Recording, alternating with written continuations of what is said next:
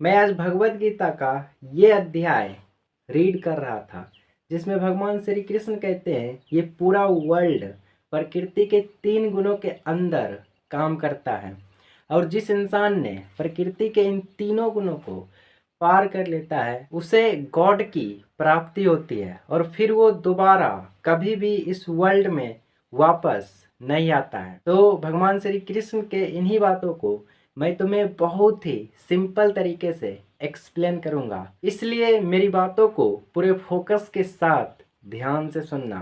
तो let's get started. भगवान श्री कृष्ण कहते हैं प्रकृति के 3 गुणों में से पहला गुण है सतोगुण, यानी जिस इंसान के अंदर ये गुण आ जाता है वो ऑलमोस्ट गॉड की प्राप्ति के लेवल पर पहुंच जाता है। उसे इस दुनिया से कोई भी मतलब नहीं होता है, उसके अंदर मोह माया किसी भी चीज़ के प्रति लगाव बिल्कुल भी नहीं होता है। जैसे हो गया मुनि और संत लोग जो हमेशा भगवान का नाम की जाप करते रहता है, और यही गुण वाले लोग इस दुनिया में सुखी इंसान होता है। और सेकेंड गुण है रजोगुण, जो इस पूरे वर्ल्ड के 99.99% लोगों के अंदर होता है, यानी जो सिर्फ इस धरती पे सरवाइव करने के लिए होता है और जो सोसाइटी के नियमों से बंधा होता है। पर इसमें 2 टाइप के लोग होते हैं। फर्स्ट है जो सिर्फ और सिर्फ अपने बारे में सोचते हैं, और सेकंड होता है जो अपने बारे में सोचते तो हैं लेकिन उसके साथ साथ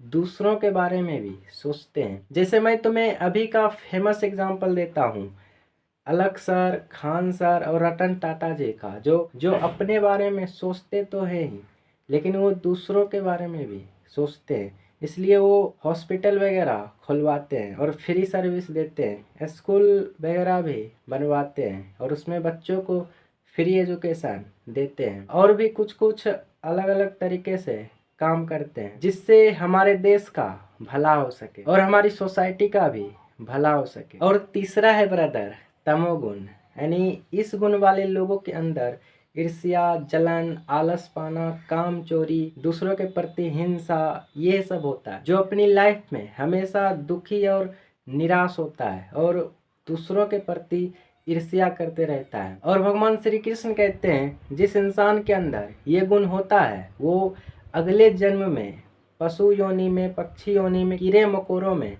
जन्म लेता है। और मैं तुमसे अब सवाल करता हूँ, अगर तुम मेरी बातों को यहाँ तक सुन रहे हो तो तुम कमेंट बॉक्स में अपना ओपिनियन लिख सकते हो कि तुम्हें कौन सा गुण फॉलो करना चाहिए।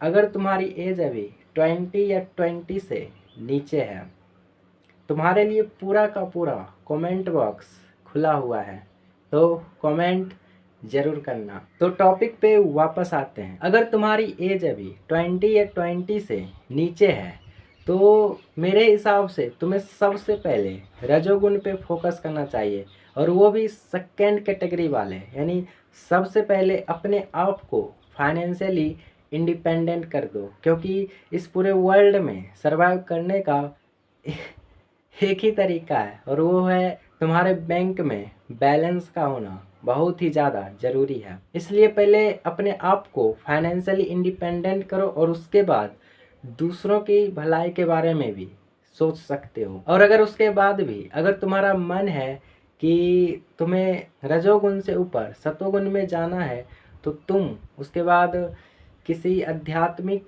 गुरु को पकड़ सकते हो और उस गुण के बारे में सीख सकते हो और गॉड की प्राप्ति कर सकते हो।